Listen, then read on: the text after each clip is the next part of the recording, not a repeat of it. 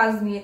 যেমন ধরো একটা আইব্রো করতে এসছে, জাস্ট একটা কাটিং করতে এসছে, তার প্রাইসটা কি হতে পারে, একটু কম রেঞ্জে হতে পারে। বা যে স্ট্রেটনিং স্মুথনিং করতে এসছে বা একটা কেরাটিন করতে এসছে, তার প্রাইসটা কি হতে পারে, একটু বেশি হতে পারে।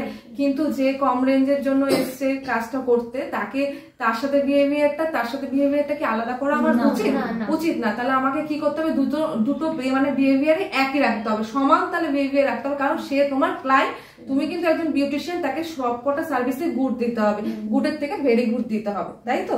তার জন্য ওই টাকাটা যদি আগে ভেবে নাও যে আমি টাকাটা ইনকাম করতেই শুধু নেমেছি, তাহলে কিন্তু কোনো কাজই করতে পারবে না। কারণ প্রথমে কিন্তু আমরা ইনভেস্ট করি যে কোনো কিছুর জন্য।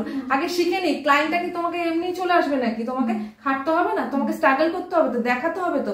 তার জন্য কম রেঞ্জ নাও, ভালো কাজ করো।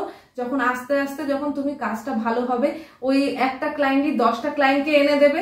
আবার একটা কিছু খারাপ হয়ে গেলে ওই যে 10 জন ওয়েট করছিল, সেই 10 জনকে আবার গিয়ে বলে কিন্তু আরো কাটিয়ে দেবে।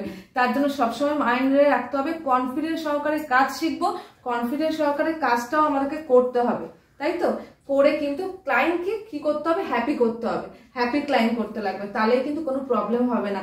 আর যদিও কোনো হাতের কাজ, তো প্রবলেম তো হতেই পারে, যে কোনো দিন কোনো একটা কিছু ভুল হয়ে গেছে।